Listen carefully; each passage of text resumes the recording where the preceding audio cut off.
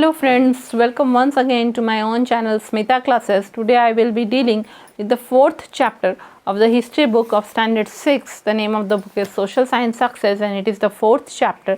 The name of the chapter is First Cities. Already we have done 3 chapters and now we are doing the fourth chapter of history, the First Cities. The Indus Valley Civilization flourished on the banks of river Indus beginning sometime around 2500 BC. This civilization developed around the same time as the Egyptian, Mesopotamian and Chinese civilization. It is also called the Harappan civilization because Harappa, now in Sahiwal district of Pakistan, was the first site to be discovered in 1921 by Dayaram Sahani. In 1922, Dr. Rakhal Das Banerjee discovered Mohenjo-daro in the Larkana district of Sindh, now in Punjab. Besides Harappa and Mohenjo-daro, other sites where remains of the Indus Valley civilization have been found are Ropar in Punjab, Lothal in Gujarat, Kalibangan in Rajasthan, Banwali in Haryana, Alamgirpur in Uttar Pradesh, Chahu-daro in Sindh. The Harappan culture covered parts of Punjab, Sindh, Baluchistan, Gujarat, Rajasthan and the fringes of western Uttar Pradesh. One of the recent sites to be discovered is Dholavira in the Kutch district of Gujarat. The reasons for the settlement of these two big cities, Harappa and Mohenjo-daro, in the valley of the Indus River were many. The rivers provided plenty of water for growing food. The climate was warm and moist. The land was extremely fertile for growing wheat, barley, sesame and mustard. Silt-bearing floods by the river Indus kept the land fertile. What is civilization? The term comes from the Latin cives, meaning citizen or townsman. It is the total accomplishment of human society in terms of agriculture, division of labor, population increase and urbanization. What is culture? Culture comes from Latin cultura, meaning to cultivate. It includes technology, art, science as well as moral systems and the characteristics, behavior and habits of the mankind. Indus Valley civilization is from 2500 to 1500 BC. Decline of the Indus Valley civilization is from 1500 BC. ठीक है, तो हम लोग Indus valley civilisation के बारे में पढ़ेंगे, सिंधु घाटी की सभ्यता के बारे में पढ़ेंगे, हाँ, जो कि सबसे पहले जो शहर थे पूरी दुनिया में उनके बारे में हम लोग पढ़ेंगे। ये जो इंडस वैली सिविलाइजेशन है वह कब था? क्राइस्ट के जन्म के 2500 साल से लेके क्राइस्ट के जन्म के 1500 साल पहले तक का था। 2500 टू 1500 BC तक था। 1500 BC से यह सिंधु घाटी सभ्यता जो है इंडस वैली सिविलाइजेशन वह डूबने लगा। ठीक है, अब सिविलाइजेशन क्या होता है? सिविलाइजेशन को अगर हम लोग हिंदी में बोलेंगे तो सभ्यता होता है। ठीक है, एक लैटिन शब्द है सिविस, उसका मतलब सिटीजन होता है। ठीक है, निवासी होता है उसका मतलब, सिटीजन या शहर का आदमी। ठीक है, सिविस का मतलब होता है, यहीं से जो है सिविलाइजेशन वर्ड बना, लैटिन भाषा से बना है। इसका मतलब है कि जो ह्यूमन सोसाइटी है, मनुष्य समाज जो है वह पूरी तरह से खेतीबाड़ी करना सीख गया है। ठीक है, वह खेतीबाड़ी करना सीख गया है। उस मनुष्य समाज में डिवीज़न ऑफ लेबर हो गया है कि कौन व्यक्ति क्या काम करेगा, वो सब उन लोगों ने बांट लिया है। और मनुष्य समाज में धीरे धीरे पॉपुलेशन भी बढ़ रहा है ना, नए नए जनरेशन आते जा रहे हैं, जन्म ले रहे हैं नए बच्चे, और अर्बनाइजेशन भी हो रहा है, यानी अब कुछ लोग जो हैं गांव छोड़ के आके शहर में भी बस रहे हैं। तो इन सब टोटल चीज़ों को मिला के कहेंगे सिविलाइजेशन या सभ्यता का विकास कहेंगे। ठीक है, अब संस्कृति, कल्चर मतलब संस्कृति। अब संस्कृति क्या होता है? जो लैटिन शब्द है कल्चरा, उसका मतलब होता है, लैटिन शब्द कल्चरा का मतलब है टू कल्टिवेट। कल्टिवेट मतलब कि खेती करना। कल्चरा का मतलब है खेती करना। ठीक है, तो एक्चुअल लिटरल मीनिंग उसका क्या है? बुक के हिसाब से खेती करना, पर उसमें और भी चीज़ें आती हैं, जैसे टेक्नोलॉजी है ना, कि नई तरह की मशीनें, नई तरह के मॉडर्न इक्विपमेंट्स यूज़ करना, टेक्नोलॉजी, आर्ट है ना, ड्राइंग हो, पेंटिंग हो, जो भी हो, किसी तरह की कला हो, डांसिंग हो, सिंगिंग हो, आर्ट है, साइंस भी है, विज्ञान को यूज़ करना, science as well as moral system भी है, यानी नैतिक शिक्षा भी आपको मिल रही है कि हमको क्या सही है वह करना चाहिए, क्या गलत है, किस लोगों के साथ कैसा व्यवहार रखना चाहिए, वो जानवरों के साथ कैसा व्यवहार रखना चाहिए, वो सब की नैतिक शिक्षा भी मिल रही है। हाँ, और इसी के ये सब मिला जुला के मनुष्य का जैसा व्यवहार हो रहा है, बिहेवियर हो रहा है। हाँ, और उसने जैसी आदतें डेवलप की हैं ताकि मनुष्य समाज आगे बढ़ सके, है ना। मनुष्य समाज में for the benefit of Mankind, है ना, मनुष्य समाज का जो है उद्धार हो सके, मनुष्य समाज में अच्छी बातें फैले, उनकी मदद हो सके, उसके लिए जिस तरह की आदतें मनुष्य ने डेवलप की हैं, और खेतीबाड़ी करने के साथ वह साइंस, टेक्नोलॉजी, आर्ट, ये सब में भी उसने जो अच्छी अच्छी नई नई बातें सीखी हैं, इन सब को मिला के कहते हैं कल्चर, कल्चर या संस्कृति। ठीक है, तो कह रहे हैं कि सभ्यता का विकास हुआ। ठीक है, सिविलाइजेशन बना। तो देखिए, जब हम लोग हिस्ट्री में सिविलाइजेशन की बात कर रहे हैं, इसका मतलब है कि पहले तो मनुष्य बंजारा था, इधर उधर घूमता रहता था, फिर उसने जब खेती करना सीखा, तब वह एक जगह पे अपना शहर बना के या अपना एक कॉलोनी बना के वह एक जगह रहना शुरू किया। नहीं तो पहले घूमता रहता था। तो जब उसने खेती करना शुरू किया तो नदियों के साइड में ही वह खेती करता था, क्योंकि वहाँ पानी आसानी से मिलती थी, और वहीं उसने अपनी एक कॉलोनी जैसी बसाई, अपने घर वर बनाए, और वह वहाँ रहने लगा। फिर वह सीखने लगा कि कैसे अच्छे से घर बनाना है, कैसे अच्छे से ड्रेनेज सिस्टम हो, किस तरह से साफ़ सुथरे तरीके से रह सकेंगे। ठीक है, ये सब कुछ सीखने लगा। तो धीरे धीरे मनुष्य जब नई नई बातें, अच्छी अच्छी बातें सीखने लगा, और साथ ही साथ लोगों के साथ अच्छा व्यवहार भी करने लगा, ताकि लोगों का भला हो सके, उसके लिए भी वह कुछ काम करने लगा, अच्छी आदतें उसने डेवलप की। तो इस तरह हम कहेंगे कि सभ्यता का भी विकास हुआ, डेवलपमेंट ऑफ सिविलाइजेशन भी हुआ, डेवलपमेंट ऑफ कल्चर भी हुआ, दोनों ही हुआ। ठीक है, तो यहाँ पे हम लोग इंडस वैली सिविलाइजेशन के बारे में पढ़ रहे हैं, सिंधु घाटी सभ्यता के बारे में पढ़ रहे हैं। वो किस नदी के साइड में हुआ था? रिवर इंडस, है ना, सिंधु नदी के साइड में हुआ था, और कब? 2500 BC के समय। ठीक है, उसी टाइम पूरी दुनिया में दूसरी जगह पे दूसरी सभ्यता का भी विकास हो रहा था। जैसे इजिप्ट में, इजिप्ट में इजिप्शियन सिविलाइजेशन का विकास उसी समय हो रहा था। ठीक है, मेसोपोटामिया में मेसोपोटामियन सिविलाइजेशन का विकास हो रहा था, और चाइना में चाइनीज़ सिविलाइजेशन का विकास हो रहा था उसी समय यहाँ पे भारत में क्या हो रहा था? इंडस वैली सिविलाइजेशन की शुरुआत हो रही थी। ठीक है, इस इंडस वैली सिविलाइजेशन का ही और एक नाम हड़प्पन सिविलाइजेशन भी है। क्यों? क्योंकि जब ज़मीन के नीचे आर्कियोलॉजिस्ट ने खुदाई की तो टूटा फूटा शहर जो मिला, पूरा एक कॉलोनी के टूटे फूटे टुकड़े जो मिले, घर द्वार बर्तन सब टूटे फूटे जो भी मिले, एक कॉलोनी का रिमेन्स जो ज़मीन के नीचे से निकला खुदाई करने के बाद, वो पहली बार जो है हड़प्पा एक जगह है वहीं पे मिला। किसने उसे ढूंढा? जो है उसे 1921 में दयाराम साहनी, एक आर्कियोलॉजिस्ट थे, उन्होंने उसे ढूंढ निकाला। हड़प्पा शहर अभी कहाँ है? तो वह जो है वह पाकिस्तान में एक ज़िला है, एक डिस्ट्रिक्ट है, साहिवाल डिस्ट्रिक्ट है, वहीं पे वह हड़प्पा शहर है। पहले तो पाकिस्तान इंडिया में जुड़ा था, यानी हड़प्पा उस वक्त हमारे ही देश में था, अभी वह पाकिस्तान में है। ठीक है, तो हड़प्पा जो शहर है वहीं से सबसे पहले ये सब एक कॉलोनी के रिमेन्स मिले, यानी खंडहर मिले एक कॉलोनी के, और वो कॉलोनी किसका था? सिंधु घाटी सभ्यता, इंडस वैली सिविलाइजेशन की कॉलोनी थी वो। ठीक है, उसके बाद जो है 1922 में और एक जो आर्कियोलॉजिस्ट थे रखाल दास बनर्जी, उन्हें जो है फिर से सिंध जो कि अब पाकिस्तान में है, सिंध में एक और डिस्ट्रिक्ट है लरकाना डिस्ट्रिक्ट, तो उस लरकाना डिस्ट्रिक्ट में उन्हें और एक शहर मिला इंडस वैली सिविलाइजेशन का, जो कि मोहनजोदारो था। ठीक है, मोहनजोदारो शहर उन्हें मिला। वो मोहनजोदारो जगह पे उन्हें सारी खुदाई करने के बाद मिला, तो उसे हड़प्पन सिविलाइजेशन पहले कहा गया, फिर उसका दूसरा पार्ट क्या हुआ? मोहनजोदारो हुआ। ठीक है, अब वो जगह कहाँ है? वो पाकिस्तान में सिंध में है। ठीक है, हड़प्पा और मोहनजोदारो को छोड़ के और भी जो जगहें जहाँ पे कि इंडस वैली सिविलाइजेशन के अवशेष मिले हैं, यानी उनके रिमेन्स मिले हैं, उनके खंडहर मिले हैं, वो कहाँ हैं? पंजाब में एक जगह है रोपर, वहाँ पे, गुजरात में एक जगह है लोथल, राजस्थान में एक जगह है कालीबंगान, हरियाणा में एक जगह है बनवाली, उत्तर प्रदेश में एक जगह है आलमगीरपुर, और सिंध में एक जगह है चान्हू डारू। ठीक है, इन सभी जगहों पे भी इंडस वैली सिविलाइजेशन के अवशेष मिले हैं, रिमेन्स मिले हैं।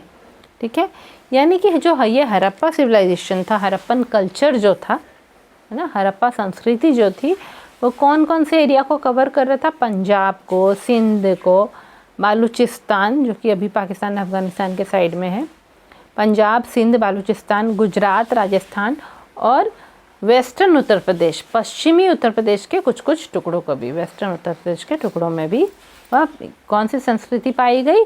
हड़प्पन संस्कृति पाई गई। ठीक है। अभी हाल में एक और जगह पे खुदाई करने पे हड़प्पन संस्कृति के अवशेष मिले हैं। वह जगह कौन सी है? गुजरात में धोलावीरा एक जगह है, वहाँ पे। अब क्या कारण था कि ये जो दो बड़े बड़े शहर थे या दो बड़ी बड़ी कॉलोनियाँ थी हड़प्पा में और मोहनजोदारो में, ठीक है, ये सब जो है इंडस रिवर की घाटी में ही ये सब डेवलप हुए थे। ठीक है, जब इंडस रिवर बहती हुई आ रही है तो उसके रास्ते में ही साइड में ये दो शहर डेवलप हुए थे इंडस रिवर के साइड में। ठीक है, क्या कारण था वह? क्योंकि ये जो नदी थी, इंडस नदी जो थी, वो काफ़ी पानी उन्हें प्रोवाइड करती थी उस कॉलोनी के लोगों को, ताकि वह अपनी खेतीबाड़ी कर सके, खाना उगा सके। ठीक है, साथ ही इंडस नदी के पास की जो जगह थी, ये हड़प्पा की, मोहनजोदारो की, वहाँ का क्लाइमेट अच्छा था, वार्म एंड मॉइस्ट था। मतलब उन्हें हल्की गर्मी ही लगती थी और मॉइस्ट था, मतलब बीच बीच में बारिश भी होती रहती थी। ठीक है, वहाँ की जो ज़मीन थी वह बहुत ही उपजाऊ थी, खेती करने के लिए बहुत ही उपजाऊ ज़मीन थी, बहुत ही फर्टाइल थी। किस तरह की खेती करने के लिए? वीट, बार्ली, मस्टर्ड, है ना, और सेसमे, है ना, गेहूँ, बार्ली, तिल और सरसों के लिए। ठीक है, अब जो है अक्सर ये जो इंडस रिवर है, ठीक है, सिंधु नदी है, उसमें अक्सर जो है बाढ़ भी आती थी और वह बाढ़ में क्या होता था? सिल्ट आता था। सिल्ट क्या होता है? जब नदियाँ पहाड़ों से बहती बहती आती हैं तो छोटे छोटे कंकड़, पत्थर, मिट्टी के टुकड़े अपने साथ साथ लेके आती है, उसे ही सिल्ट कहते हैं।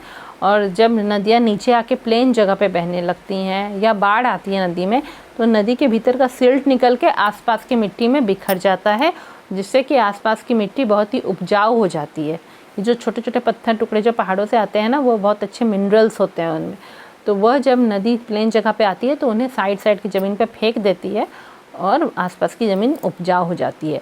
तो इसी तरह सिंधु घाटी की जो नदी, सिंधु नदी थी, उसके आसपास की ज़मीन बहुत उपजाऊ थी, इसीलिए ये जो दो बड़े शहर थे हड़प्पा और मोहनजोदारो, ये दोनों वहीं पे डेवलप हुए थे। ठीक है। Town planning. The cities of Harappa and Mohenjo-daro were divided into two parts. The citadel, called the upper town, and the lower town. The citadel was built on a raised ground. It had high walls to protect it from the floods. It contained public buildings, granaries, and workshops. The remarkable thing about the arrangement of houses in the cities is that they followed the grid system. Roads cut across one another almost at right angles, and the city was divided into so many blocks. The use of burnt bricks in the Harappan cities is remarkable. The most important building in the citadel at Mohenjo-daro was the Great Bath. The lower town was much bigger and contained houses of the common people. The houses were generally of 1 or 2 stories. Rooms were built around the courtyard. Each house had a bathroom and a toilet. Some even had wells. The houses were also provided with doors and small windows. अब हम लोग जो है देखिए, खुदाई होने पे जितने अवशेष मिले, रिमेन्स या खंडहर मिले हैं, उनसे आर्कियोलॉजिस्ट ने बहुत सारी बातें जान पाए हैं आर्कियोलॉजिस्ट कि किस तरह टाउन प्लानिंग उनकी कैसी थी, उन्होंने अपने शहर को किस तरह से प्लान करके बसाया था। ठीक है, तो ये जो दो सिटी थे, शहर थे, मोहनजोदारो और हड़प्पा, उन लोगों ने अपने शहर को 2 पार्ट में डिवाइड कर दिया था। एक अपर टाउन, एक लोअर टाउन, है ना, एक ऊपर की तरफ वाला शहर, एक नीचे की तरफ वाला शहर था। तो जो ऊपर वाले तरफ का शहर था, अपर टाउन था, उसको वो लोग सिटाडेल भी बोलते थे। ठीक है, क्यों उसे अपर टाउन बोलते थे? क्योंकि वो एक ऊंची ज़मीन पे बना हुआ था, रेज्ड ग्राउंड पे, वहाँ की ज़मीन ऊंची थी, उसके ऊपर वो शहर बसा हुआ था, वो कॉलोनी बसी हुई थी, उसे सिटाडेल या अपर टाउन बोलते थे। और दूसरी वाली कौन सी थी? वो नीचे वाली ज़मीन पे बनी रहती थी। अब ये जो सिटाडेल है या अपर टाउन, उस टाउन के चारों तरफ जो है ऊंची ऊंची दीवारें बनी हुई थी, ताकि जब उस नदी में बाढ़ आए तो बाढ़ का पानी उस शहर में नहीं घुस जाए। ठीक है, दीवारें बनी हुई थी। ठीक है, और उसमें सारी पब्लिक बिल्डिंग्स होती थी। पब्लिक बिल्डिंग कैसे होंगे? राजा का दरबार होगा, है ना, या फिर मीटिंग करने की जगह होगी, पंचायत बैठाने की जगह होगी, मंदिर होंगे, ठीक है, दुकानें होंगी। तो जो पब्लिक बिल्डिंग सब वो सिटाडेल में रहता था, ठीक है। और वहाँ क्या रहता था? ग्रैनरी रहता था, यानी कि जो लोगों ने फसल उगाई है वो सारे फसल को स्टोर करके वो लोग वहाँ पे रखते थे पूरे साल के लिए, ताकि वहाँ से खाना मिलता रहे, ठीक है। तो ग्रैनरीज होता था फसल को अपनी वहाँ पे स्टोर करके रखने के लिए, जहाँ पे मतलब फूड ग्रेन्स को स्टोर करके रखते हैं। और वर्कशॉप्स भी था, यानी कि ये जो मान लीजिए कारपेंटर है ना, जो या फिर कोई जो फर्नीचर बना रहा है ना, बेड लकड़ी का काम कर रहा है, तो उसके काम करने की दुकानें, फैक्ट्री जैसी छोटी छोटी फैक्ट्रियाँ भी वहाँ पे थी जहाँ पे वह काम करता था, ठीक है। सबसे ख़ास बात क्या है कि उन शहरों में जो है इस तरह से हाउस को अरेंजमेंट करके बनाया गया था, इस तरह से प्लानिंग करके घरें बनाई गई थी कि जो है वो लोग ग्रिड सिस्टम को फॉलो करते थे, ठीक है। उनके जो रोड है वो पूरा प्लस साइन के थे, ठीक है। प्लस साइन मतलब 90 डिग्री एंगल में क्रिस क्रॉस करके उनके रोड बने हुए थे। ग्रिड क्या होता है? ग्रिड क्रिस क्रॉस लाइन होता है, हॉरिजॉन्टल और वर्टिकल लाइन। तो इसी तरह वहाँ पे जो रोड्स बनाए थे घरों के साइड साइड में, वो क्रिस क्रॉस करके बनाए गए थे, जो कि पूरे 90 डिग्री में क्रॉस होते थे एक दूसरे से, जैसे प्लस साइन में होता है, ठीक है। और जो है सिटी को, पूरे शहर को छोटे छोटे ब्लॉक्स में डिवाइड कर दिया गया था। ये ब्लॉक 1, ब्लॉक 2, ब्लॉक 3, इस तरह का, ठीक है। अब वहाँ पे हड़प्पा के शहर में हम लोगों ने क्या देखा? जली हुई ईंटों को वो इस्तेमाल करते हैं। ये बहुत ही मतलब बहुत ही ख़ास बात है। क्यों? क्योंकि जली हुई ईंटों मिट्टी से जला के मिट्टी से ईंटें बना के उन्हें आग में जला के हम लोग अभी भी घर बनाते हैं उन ईंटों को। और उस समय इतने 2500 BC में भी, 2500 BC में भी जली हुई ईंटों को वो इस्तेमाल कर रहे थे घर बनाने के लिए। ये बहुत ही इम्पोर्टेंट और ख़ास बात है। अब जो है मोहनजोदारो में भी एक सिटाडेल था, अपर टाउन और एक लोअर टाउन। तो मोहनजोदारो में जो सिटाडेल था उसमें एक बहुत बड़ी इंपॉर्टेंट पब्लिक बिल्डिंग थी। वह क्या था? ग्रेट बाथ, जिसे आर्कियोलॉजिस्ट लोग कहते हैं। अब जो लोअर टाउन था, वह शहर जो नीचे की ज़मीन पे मिट्टी पे बना हुआ था। अपर टाउन तो ऊंची जगह पे बनी हुई थी, जहाँ पे मिट्टी ऊंची थी वहाँ पे बनी हुई थी। और लोअर टाउन जो है जहाँ पे नीचे ज़मीन थोड़ी नीची थी, नीचे लेवल पे ज़मीन थी, वहाँ पे बना हुआ था लोअर टाउन। वो ज़्यादा बड़ा था, हाँ। और वहाँ पे कॉमन लोग, जो वहाँ के जो कॉमन लोग हैं सब वहीं पे रहते थे, ठीक है। जनरली जो लोअर टाउन में घर थे वह 1-2 फ्लोर के बने रहते थे, 2 स्टोर के रहते थे। और एक कोर्टयार्ड रहता था, मतलब एक आंगन रहता था, उसके चारों तरफ रूम्स बने रहते थे। हर एक घर में अपना एक बाथरूम और एक टॉयलेट होता था। कुछ घर में कुएं भी थे, वेल्स भी थे पानी खींचने के लिए। और हर एक घर के जो दरवाजे थे, हर एक घर में दरवाजे थे और छोटी छोटी खिड़कियाँ भी थी। यानी कितने अच्छे से उन लोगों ने उस वक्त घर बनाया था। जो लोअर हाउसेस थी वो काफ़ी बड़ी थी, और जो है उन कॉमन लोग जो थे वो लोअर हाउसेस में रहते थे। लोअर टाउन जो था, जो कि एक नीचे लेवल पे था, वहाँ पे कॉमन लोग रहते थे। और वो घर थी वो 2 फ्लोर की थी, 2 स्टोरेज की थी, ground floor and first floor था।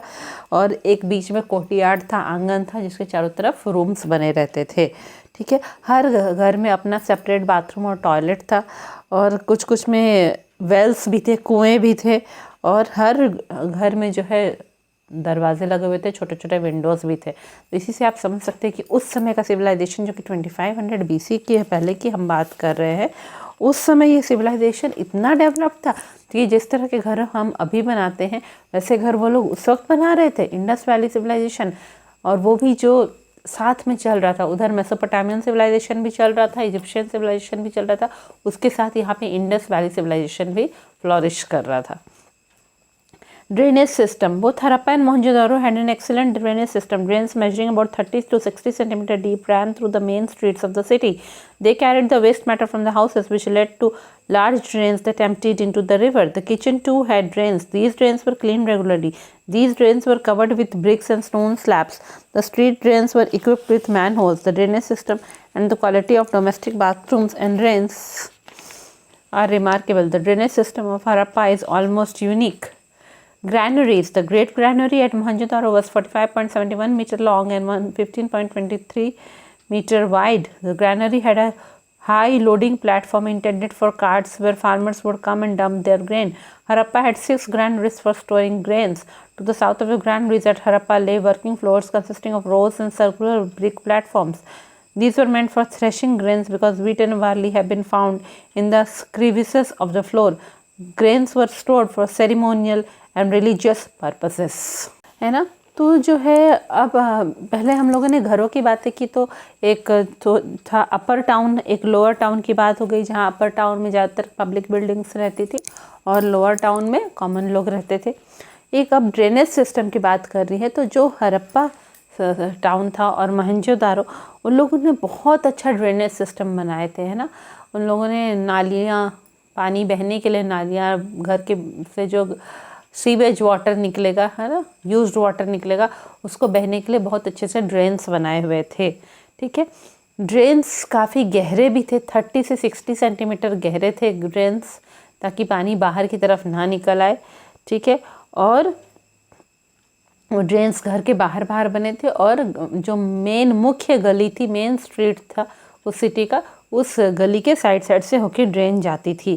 ठीक है, और हर एक घर से वो वेस्ट मैटर लेके जाती थी, और वो सारा वेस्ट मैटर निकल के फिर कहाँ जाता था, वो बड़ी वाली ड्रेन में जाता था। और वो बड़ी वाली ड्रेन जो है वो स्ट्रीट से निकल के, उस सिटी से निकल के, वो बड़ी ड्रेन का पानी कहाँ चला जाता था, नदी में वो लोग उसको एम्प्टी कर रहे थे। ठीक है, वो ड्रेन नदी तक बनाया गया था, नदी में जाके उसे फेंक दिया जा रहा था। ऑल्दो ये ठीक बात नहीं है, क्योंकि वाटर रिसोर्सेज को वो भी पॉल्यूट कर रहे थे उस वक्त भी। अभी तो बिल्कुल मना किया जाता है कि ड्रेन्स को वाटर रिसोर्सेज में नहीं छोड़ना चाहिए। एनीवे, छोड़िए वो बात, हम लोग हिस्ट्री पढ़ रहे हैं। तो जो ड्रेन्स हर एक घर से निकलती थी और मेन बड़े ड्रेन में कनेक्ट होती थी, और वो ड्रेन मेन स्ट्रीट से होते हुए जाके नदियों में एम्प्टी हो जाता था, नदी में उसका पानी गिर जाता था। ठीक है, किचन में भी ड्रेन्स बने हुए थे। ये ड्रेन्स की रेगुलर सफाई भी होती थी, क्योंकि ड्रेन्स काफ़ी साफ़ सुथरे लग रहे थे, ताकि उसमें कोई चीज़ अटक नहीं जाए। ठीक है, ड्रेन्स के ऊपर जो है स्टोन के स्लैब्स थे, है ना, बड़े बड़े पत्थर के स्लैब बने हुए थे, है ना, और ईंटें, ब्रिक्स और स्टोन, है ना, ईंट और बिग पत्थरों के स्लैब बड़े बड़े बने हुए थे, और ड्रेन्स को कवर किया हुआ था। ठीक है, जैसे अभी के ड्रेन्स को कैसे सीमेंटेड स्लैब से कवर किया रहता है ना, वैसे ही उसमें ब्रिक्स और स्टोन के स्लैब से ड्रेन्स कवर किया हुआ था। ठीक है, और जो ड्रेन, स्ट्रीट ड्रेन जो थी, जो कि मेन ड्रेन जो थी, जो स्ट्रीट के थ्रू के पास करती थी, वहाँ पे मैन होल्स भी बने हुए थे। मतलब बीच बीच में एक होल बना हुआ था और ढका हुआ था, ताकि अगर कुछ ड्रेन कहीं अटक गया है तो वो उसको खोल के वहाँ से पुश करके डंडे की मदद से, बांस की मदद से, वो ड्रेन जहाँ अटका है उसको सफाई की जा सके। ठीक है, मैन होल्स भी बने थे, जैसे कि अभी बने रहते हैं, गटर के जो होल्स बने रहते हैं। और ड्रेनेज सिस्टम बहुत अच्छा था, और जो डोमेस्टिक बाथरूम्स था, हर एक घर में अपना अपना बाथरूम जो था, ठीक है, और जो ड्रेन्स था वो सब काफ़ी साफ, वो सब काफ़ी सफाई की जाती थी। तो हर एक जो घर में अपने अपने बाथरूम थे और ड्रेन्स, ये सिस्टम बड़ा ही उनका रिमार्केबल था, बहुत ही अच्छा था। मतलब कि हरप्पा का ड्रेनेज सिस्टम बिल्कुल यूनिक है, जैसे कि अभी जाके हम लोग जैसा ड्रेनेज सिस्टम बनाते हैं, बिल्कुल उसी टाइप का अनोखा ड्रेनेज सिस्टम हरप्पा का था। इसी तरह ग्रैनरीज क्या होते हैं, ऐसी जगह बनाई जाती है जहाँ पे फूड ग्रेन्स को लाके आप जमा करेंगे और स्टोर करके रखेंगे। ठीक है, तो ऐसी ही ग्रैनरीज वहाँ पाई गई है। मोहनजोदारो में एक ग्रेट ग्रैनरी पाई गई है, जिसकी लंबाई है 45.71 मीटर और उसकी चौड़ाई है, विड्थ है 15.23 मीटर, मतलब काफ़ी लंबे चौड़े थे। हाँ, वहाँ पे एक ऊंचा प्लेटफॉर्म जैसा बना रहता था, जहाँ पे कि हाई लोडिंग प्लेटफॉर्म था, मतलब ऊंचा प्लेटफॉर्म बना रहता था, जहाँ पे कि ये जो बैलगाड़ियाँ होती है, कार्ट्स, वो उस पे चढ़ के ऊपर आ सके, और वहाँ पे फार्मर लोग जो आते थे वो अपनी बैलगाड़ियों में फूड ग्रेन्स के बोरे भर भर के लाते थे, और उन सारे फूड ग्रेन्स को वहाँ पे वो लोग डंप करते थे, वहाँ पे वो रखते थे। ठीक है, इसी तरह ये तो मोहनजोदारो की बात है, ग्रेट ग्रैनरी। इसी तरह हरप्पा में 6 ग्रैनरीज थी, फूड ग्रेन्स को स्टोर करने के लिए बनाई गई है हरप्पा में भी। ठीक है। अब जो है हड़प्पा की ग्रैनरी के जो दक्षिण दिशा था, साउथ की तरफ का डायरेक्शन जो था, वहाँ पे जो है फ्लोर्स बनाए हुए थे, ईंट वीट लगा के अच्छे से फ्लोर्स बनाए हुए थे, वर्किंग फ्लोर्स बनाए हुए थे, जिसमें कि ईंटों को, ब्रिक्स को सर्कल के फॉर्म में रखा हुआ था। सर्कुलर ब्रिक प्लेटफॉर्म्स बनाए हुए थे। हाँ, बहुत सारे जगह पे बना हुआ था सर्कुलर ब्रिक प्लेटफॉर्म, गोल गोल गोल गोल बना हुआ था। ठीक है। क्यों? क्योंकि वहाँ पे जो है ग्रेन्स की थ्रेशिंग की जाती थी। ग्रेन्स की थ्रेशिंग क्या होती है कि ग्रेन्स जो होते हैं, फूड ग्रेन्स, वो छिलके के भीतर होते हैं, तो उनके छिलकों से उसको निकाला जाता है। उनको छिलकों से निकाला जाता है तो उनको कूटा जाता है ना, और उनको कूट के उनके छिलकों से उन्हें ग्रेन्स को निकाला जाता है या बॉयल करके निकालते हैं। तो वो फ्लोर पे जो है ग्रेन्स की थ्रेशिंग की जाती थी। ऐसा इसलिए पता चला है एस्ट्रोलॉजर्स, मतलब जियोलॉजिस्ट लोग को, या है आर्कियोलॉजिस्ट एक्चुअली कहना चाहिए, नॉट जियोलॉजिस्ट। आर्कियोलॉजिस्ट लोग जो थे उनको इसलिए पता चल पाया है क्योंकि वो फ्लोर्स के जो कोने कोने होते हैं, क्रीविसेस होते हैं, है ना, जो फ्लोर्स के कोने कोने और मुड़े हुए जगह सब रहते हैं, वहाँ पे फूड ग्रेन्स पाया गया है ना, फ्लोर्स में। इसका मतलब है कि वहाँ पे फूड ग्रेन्स की थ्रेशिंग होती थी। और ग्रेन्स को ग्रैनरी में क्यों स्टोर किया जाता था? For ceremonial and religious purposes, कि कभी कोई पूजा वगैरह हो, है ना, त्योहार हो कोई, उस समय उसे यूज़ किया जाएगा, या फिर किसी की कोई सेरेमनी है ना, जैसे कि किसी बच्चे का अन्नप्राशन है, उसका मुंडन है, ठीक है, तो या किसी तरह का बड़ी सी पूजा है उस हड़प्पा में या मोहनजोदारो में, वो सब कामों के लिए वहाँ पे ग्रेन्स को रखा जाता था कि उससे खाना बनाया जाएगा, लोगों को खिलाया जाएगा। Great bath, the most important building on the Citadel was a great bath. The great bath was lined with bricks, coated with plaster, and made watertight with a layer of natural tar. It was rectangular in shape and had stairs on all four sides. It had two large doors which led into the complex from south and other from the north and east. A series of rooms were constructed on either side for changing clothes. In one room was a well to supply water to fill the tank. The great bath measured 11.88 into 7.01 meters and 2.43 meters deep. There was an outlet to drain out the used water. The great bath was used for bathing on religious occasions. Social life of the people. Society was divided into many classes. The ruling class consisted of rich merchants and priests who were the privileged class. The second class comprised small merchants, artisans, and craftsmen. The third group consisted of poor laborers who lived in the outskirts of the city. There were the farmers who lived and worked in the villages. ठीक है, तो यहाँ पे social group भी बताया गया है। पहले ग्रेट बाथ की बात करते हैं हम लोग। ग्रेट बाथ अगर आप सोचेंगे तो आप एक मॉडर्न स्विमिंग पूल जो है उस टाइप का ग्रेट बाथ को आप सोच सकते हैं कि मॉडर्न स्विमिंग पूल में इस तरह चार तरफ स्टेयर्स बनी रहती हैं ना, कि हम लोग चार दिशाओं से वहाँ पे स्टेयर्स स्विमिंग पूल में नीचे जा सके। फिर स्विमिंग पूल के बाहर चारों तरफ जो है रूम्स बने रहते हैं, जाके ड्रेस जहाँ पे चेंज कर सके। फिर स्विमिंग पूल के पानी को निकालने के लिए एक आउटलेट ड्रेन बनी रहती है, जिससे कि यूज्ड पानी को हम लोग निकाल सके। फिर पानी उसमें भरने के लिए भी एक इनलेट ड्रेन होती है, तो उसी टाइप का ग्रेट बाथ था। ठीक है, ये बहुत ही इम्पॉर्टेंट बिल्डिंग था। कहाँ पे? सिटाडेल में था। और सिटाडेल कहाँ था? सिटाडेल जो है वो अपर टाउन में था। हम लोगों ने पढ़ा कि सिटाडेल जो है एक ऊंची ज़मीन पे अपर टाउन में बनाया गया था, और उसके चारों तरफ जो है ऊंची ऊंची दीवारें भी सिटाडेल में बनी हुई थी, ताकि वो फ्लड्स से वो बच सके। जब नदी में बाढ़ आएगी तो पानी वहाँ घुस नहीं जाए। और उसी सिटाडेल के भीतर अलग अलग चीज़ें बनाई हुई थी, उसी में से एक ग्रेट बाथ था।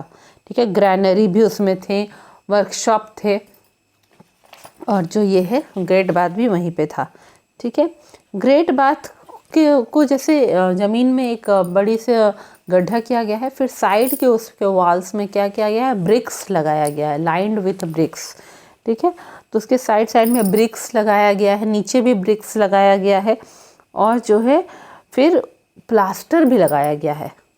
अब प्लास्टर तो उस वक्त तो सीमेंट नहीं मिलता था, तो मिट्टी और उसके मिट्टी के साथ कुछ और मिला के उसको पूरा प्लास्टरिंग किया गया, मैंने वो पूरा प्लेन बन जाए, स्मूथ बन जाए उसका वॉल्स और नीचे का फ्लोर, इसीलिए। And made water tight with a layer of natural तार। अब है साइड साइड के वॉल्स में पूरा ये प्लास्टर जैसा तो किया गया है, साथ ही साथ जो नेचुरल कोलतार होता है, जैसे कि रोड बनता है उसी टाइप का प्लांट से कुछ नेचुरल कोलतार जैसा एक प्रोडक्ट निकलता है, जिससे वो उसको साइड को पूरा लगा दिया जाता था और नीचे भी, ताकि जो है वो पूरा टाइट, एयर टाइट बन जाए, वाटर टाइट बन जाए, जिससे कि जो है वो अपने साइड के पानी को वो अब्जॉर्ब नहीं कर ले, है ना। अपने साइड के मतलब कि एक तरह से कहा जाए तो वो सीपेज उसमें नहीं हो, साइड के वॉल्स से पानी अंदर नहीं आ जाए, उसके लिए उसको पूरा प्लास्टर किया गया है। और एक तरह के एक तरह के तार से जो है, जो रोड बनाते समय तारकोल हम लोग यूज़ करते हैं ना, तार जिसको बोलते हैं कोल तार, कोयला का तार जो होता है, कोयला को जलाते हैं कम एयर के सप्लाई में तो एक स्टिकी ब्लैक लिक्विड निकलता है, इसको रोड पे लगाया जाता है रोड बनते समय, उसी टाइप का कोल तार वाला एक चीज़ होता है। नेचुरल प्लांट से एक तार मिलेगा तो उसको लगाया गया था, ताकि वो स्विमिंग, वो जो ग्रेट बात है उसमें जो है बाहर से पानी वो सिपेज नहीं करे, अंदर की तरफ नहीं आए, ठीक है। वो रेक्टेंगुलर शेप का था और उसमें सीढ़ियाँ बनी हुई थी चारों साइड से, 4 साइड से सीढ़ियाँ बनी हुई थी। और वो जो है उसमें 2 बड़े बड़े दरवाजे बने हुए थे। It had 2 large doors which lead into the complex. अच्छा, वो जो ग्रेट बात है उसके बाहर तरफ जो है दरवाजे बड़े बड़े बने हुए थे, है ना, मतलब एक रूम जैसा कह सकते हैं वैसा था, और 2 बड़े बड़े दरवाजे थे। तो वो पूरे कॉम्प्लेक्स में आने के लिए साउथ की तरफ से एक दरवाज़ा था और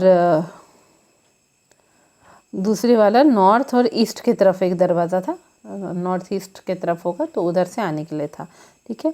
उसके बाद जो है बहुत सारे रूम्स साइड साइड में बनाए हुए थे कपड़े बदलने के लिए। एक रूम में जो है एक कुआं बना हुआ था, जिसमें कि पानी भरा रहता है कुआं में, तो ज़मीन के नीचे से पानी आता है, तो उसके पानी को वो लोग सप्लाई करते थे टैंक में, ठीक है। उसके पानी को वो लोग जो है लाकर ये ग्रेट बाथ में भरते थे, ठीक है। ग्रेट बाथ की लंबाई थी 11.88 इंटू 7.01 मीटर्स और चौड़ाई, और वो डीप कितना था तो 2.43। एक्चुअली यहाँ पे ये है कि उसकी जो लेंथ, ब्रेड्थ और हाइट दिया हुआ है। लेंथ था 11.88 मीटर, ब्रेड्थ था 7.01 मीटर, उसकी जो हाइट थी, जो गहराई थी, उसकी डेप्थ जो थी वो 2.43 मीटर्स थी, काफ़ी गहरा था वो, ठीक है। और एक आउटलेट भी बना था जहाँ से कि यूज्ड वाटर को ड्रेन आउट कर सकते हैं। ग्रेट बाथ को में लोग कब नहाते थे? जब कुछ रिलीजियस पर्पसेस होता था, जैसे अभी भी हम लोग क्या कहते हैं कि मकर संक्रांति के समय गंगा में लोग डुबकी लगाते हैं ना, उसी टाइप उस समय भी कुछ रिलीजियस पर्पसेस होता था, जबकि यह नियम था उनका कि उस समय ग्रेट बाथ में जाके नहा के आना है, तो लोग जाके नहाते थे, ठीक है, रिलीजियस ओकेजन्स के समय, पूजा पाठ में, कुछ स्पेशल फेस्टिवल्स के समय। अब सोशल लाइफ कैसा था लोगों का? सोसाइटी को डिवाइड किया गया था बहुत सारे क्लासेस में, जैसे अभी भी है सोसाइटी डिवाइडेड अलग अलग कास्ट में, उस समय भी क्लासेस में डिवाइड किया गया था। जो रूलिंग क्लास था, जो राज्य करता था पूरे सिटी में, उसमें बहुत ही पैसे वाले व्यापारी सब हुआ करते थे और पुजारी सब हुआ करते थे, जिनको कि प्रिविलेज्ड कास्ट माना जाता था। मतलब कि प्रिविलेज्ड कास्ट का मतलब है कि कुछ लोगों को ऊंचा दर्जा दिया जाता था, बोलता था नहीं वो लोग जिस कास्ट के हैं उस कास्ट के लोगों को ऊंचा दर्जा दिया जाएगा, उनको स्पेशल ट्रीटमेंट दिया जाएगा, उनको ज़्यादा रिस्पेक्ट दिया जाएगा, वो कहलाएगा प्रिविलेज्ड कास्ट। तो प्रिविलेज्ड कास्ट जो था, प्रिविलेज जाति जो थी, उसमें से कुछ पुजारी लोग जो हैं वो लोग और जो बहुत ही पैसे वाले व्यापारी लोग थे, ये लोग सब मिलके राज्य करते थे सिटी पे। जो दूसरा क्लास था, सेकंड क्लास, उसमें छोटे छोटे मर्चेंट थे, जो छोटे छोटे व्यापारी सब है, आर्टिजन्स थे जो स्किल्ड काम करते थे, जैसे कि कारपेंटर का, पॉटरी का, ये सब का काम करते हो, और क्राफ्ट्समैन भी थे जो तरह तरह के अनोखी अनोखी वस्तुएं बनाते थे, जो कि वहाँ पे बेचते थे वो लोग, चाहे ज्वेलरी हो कि जो हो, अच्छी अच्छी चीज़ें बनाते थे। वैसे क्राफ्ट्समैन भी थे। वो सेकंड ग्रुप था, सेकंड क्लास। थर्ड क्लास जो था, बेचारे पुअर लेबरर्स थे, गरीब काम करने वाले मजदूर थे, जो कि एक्चुअली सारा काम वो ही करते थे, पर उनको फोर्स किया जाता था कि तुम सिटी के बाहर बाहर के एरिया में रहोगे, आउटस्कर्ट्स ऑफ द सिटी में वो रहते थे। और जो उसके बाद जो है फार्मर्स थे, जो कि वहीं पे गाँव में रहते थे और वहीं पे वह काम करते थे, वो फार्मर्स लोग भी थे। अब जो है, अब हम लोग पढ़ेंगे कि हड़प्पन सिविलाइजेशन में लोग कैसा खाना बनाते थे, कैसे ड्रेस एंड ऑर्नामेंट्स पहनते थे, वो रिक्रिएशन का टाइम क्या करते थे, अम्यूज़मेंट क्या चीज़ से होता था, उनका ऑक्यूपेशन उनका कितना था, ट्रेड, उनके सील्स के बारे में, ये सब हम लोग पढ़ेंगे। ठीक है।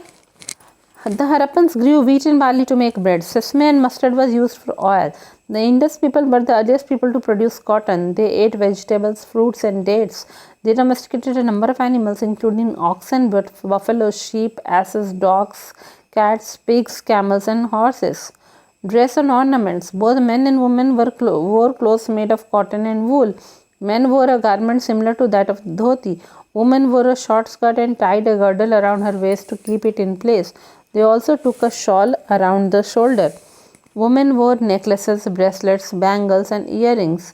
Men wore amulets, while the poor wore ornaments made of bones, shells, and copper. The rich wore jewelry made of gold and silver. ठीक है। अब खाने की बात बोले तो हड़प्पन लोग किस तरह के फूड ग्रेन उगाते थे, तो वो लोग वीट और बार्ली उगाते थे, और उस वीट की मदद से, बार्ली की मदद से वो लोग ब्रेड बनाते थे। हाँ, ब्रेड या चपाती जो बोले वो बनाते थे और उसे खाते थे। तेल के लिए वो लोग कौन सा तेल यूज़ करते थे, ऑयल, तो वो सेसमे ऑयल जो होता है, तिल का तेल, वो सेसमे ऑयल और मस्टर्ड ऑयल, सरसों का तेल वो लोग यूज़ करते थे। जो ये इंडस सिविलाइजेशन के लोग थे, वो सबसे पुराने लोग थे जिन लोगों ने कॉटन प्रोड्यूस करना सीखा था। वे कॉटन प्रोड्यूस करते थे और उसी से वो कपड़े बनाते थे। ठीक है। जो रुई होती है, रुई प्रोड्यूस करते थे। वो लोग वेजिटेबल्स भी खाते थे, फ्रूट्स खाते थे, और डेट्स, सब्जियां, फल और खजूर वो खाया करते थे। वो बहुत सारे जानवरों को पाला करते थे, जैसे कि ऑक्सन है ना, जैसे कि ऑक्स, बहुत सारे ऑक्स को, बफेलो को, ठीक है, और भेड़ और गधे, हाँ, कुत्ते, बिल्लियाँ और पिग्स, सुअर और ऊंट और घोड़े, इन सबको वह पालते थे। ठीक है। अब हम लोग ड्रेस और ऑर्नामेंट्स की बात बोले तो जितने भी पुरुष और स्त्रियाँ थी वो सब कैसे कपड़े पहनते थे, या तो कॉटन के बने हुए कपड़े या ऊन के बने हुए कपड़े वो पहनते थे। ठीक है।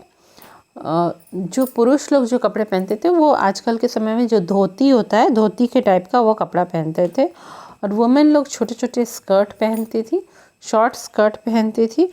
और उस समय तो स्कर्ट में लगाने के लिए इलास्टिक नहीं होता था, तो वो स्कर्ट आखिर उनके कमर में, उनके वेस्ट में कैसे अटक के रहेगा, तो वो लोग उसके ऊपर एक गर्डल लगाती थी, मतलब एक जो बोलते हैं ना कमरधन्नी जो बोलते हैं, तो एक तरह के रस्सी को वो लगाती थी वेस्ट के ऊपर, उस स्कर्ट के ऊपर, ताकि स्कर्ट अपनी जगह पे टिक के रहे, नीचे गिर ना जाए। ठीक है। और ऊपर वो लोग एक दूसरा ड्रेस पहनती थी, उसके ऊपर एक शॉल भी वो लोग ओढ़ती थी। ठीक है। शोल्डर्स पे अपने एक शॉल ओढ़ी रहती थी। वुमेन जो है वो किस तरह की ज्वेलरी पहनती थी, तो नेकलेस पहनती थी, ब्रेसलेट पहनती थी, चूड़ियाँ, बैंगल्स पहनती थी, और इयररिंग्स पहनती थी वुमेन लोग। ठीक है। और मेन वोर एम्यूलेट्स। एम्यूलेट्स क्या होता है, वो जो तावीज़ होती है ना, उसे हम लोग एम्यूलेट्स बोलते हैं। ठीक है। एक बड़ा सा लॉकेट होगा, धागे में लगा हुआ, तो पुरुष वही पहनते थे। और जो गरीब लोग थे वो लोग कैसे ज्वेलरी पहनते थे, जो कि हड्डियों से बने हुए ज्वेलरी होते थे, बोन्स से, शेल्स से, जैसा उसके साइड में सीप मिलते हैं, उस सीप को घिस घिस के ज्वेलरी बनाई रहती थी, शेल्स के पहनते थे। कॉपर की ज्वेलरी भी वो लोग पहनते थे। जबकि रिच लोग जो थे वो लोग किसकी ज्वेलरी पहनते थे, तो गोल्ड और सिल्वर की, जो रिच लोग थे। Amusements. The Harappan people played a game similar to that of chess. They also enjoyed singing and dancing. The Harappan people were very creative. They designed and crafted toys like small clay carts, rattles, whistles, and dolls. Toys with movable limbs and whistles shaped like birds were used by the children for playing. The children of the Harappan cities had a variety of toys to play with. Children would make their own toys with wet clay. There were special toys that could move their arms by means of strings and bulls who could nod their heads. Archaeologists have found many toy factories in many towns. Occupation. Agriculture was the main occupation. Besides farming, the Harappan people followed different occupations. They were spinners, weavers, potters, toy makers, jewelers, and traders. The art of pottery making had reached great heights. Beautiful reddish glazed pottery with animal figures and leaf designs has been discovered at the Indus Valley sites. ठीक है, अब amusement की बात करें कि किस तरह से वो लोग मज़े करते थे, वहाँ के बच्चे कि बड़े लोग अपने फ्री टाइम में किस तरह से वो मज़े करते थे। तो हरप्पन लोगों को एक गेम खेलने आता था जो कि चेस के जैसा एक गेम होता था, जैसे उन लोगों ने खुद ही बनाया था वह गेम और वो खेलते थे। हरप्पन लोग को गाना गाना, डांस करना भी बहुत अच्छा लगता था। वो लोग बहुत क्रिएटिव भी थे, नई नई चीज़ें बनाना उनको बहुत आता था। उन लोगों ने बहुत तरह के नए खिलौने डिज़ाइन किए थे और बनाए थे। किस तरह के खिलौने? स्मॉल क्ले कार्ट्स, छोटे छोटे मिट्टी के बैलगाड़ियाँ बनाई थी। रैटल्स, रैटल क्या होता है? जो बच्चे को हम लोग एक झुनझुना देते हैं ना, जो ऐसे ऐसे बच्चे, छोटे बच्चे, बहुत छोटे बच्चे ऐसे ऐसे हिलाएंगे तो आवाज़ होगा, तो उस तरह के रैटल्स वो बनाते थे। विसल्स भी बनाते थे, जो सीटी होती है बजाने वाली, वो भी वो लोग बनाते थे। और डॉल्स, छोटी छोटी गुड़िया भी वो बनाते थे। वो लोग ऐसे खिलौने भी बनाते थे जिनके हाथ पैर ऐसे से हिलते हों, ठीक है, मूवेबल लिम्स वाले। और विसल्स उनके कैसे थे? वो लोग जो विसल बनाते थे सीटी, वो बर्ड के शेप की बनाते थे और बच्चे उसको यूज़ करते थे खेलने के लिए, है ना। बर्ड की शेप की मिट्टी की सीटी वो बनाते थे और बच्चे उस सीटी को बजाते थे, ठीक है। तो हरप्पन सिटीज़ के बच्चों को खेलने के लिए बहुत सारे खिलौने थे।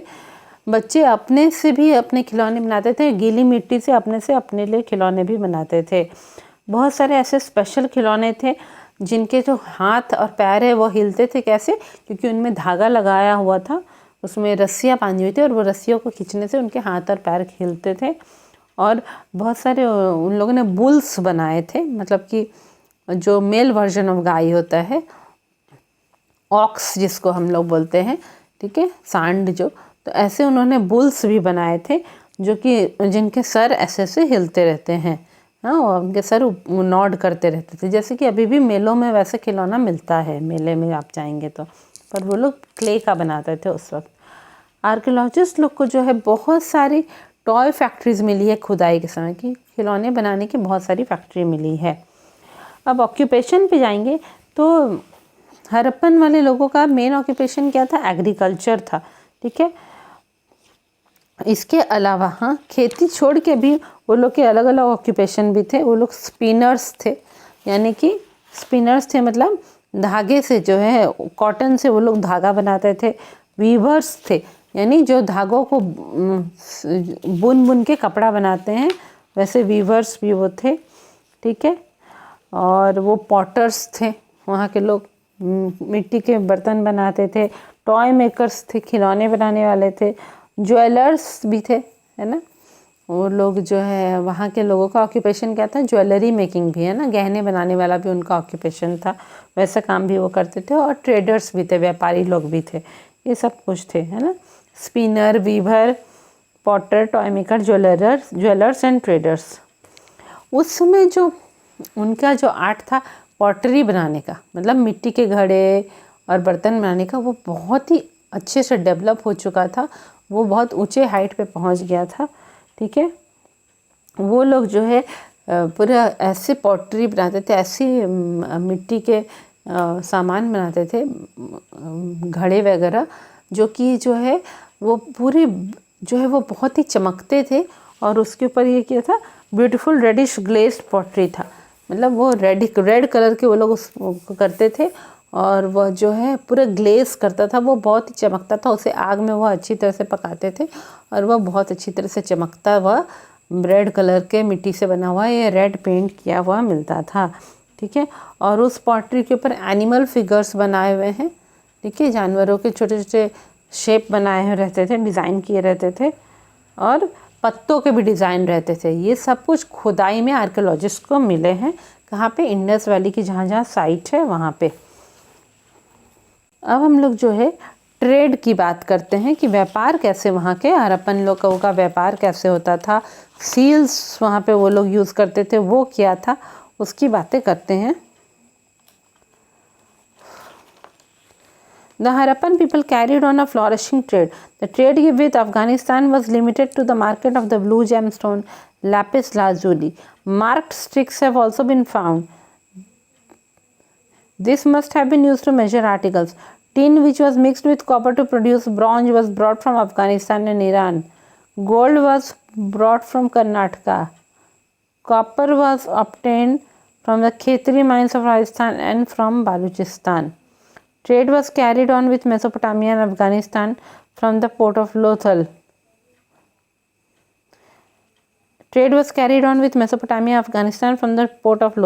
Harappan seals have been discovered in cities of ancient Mesopotamia.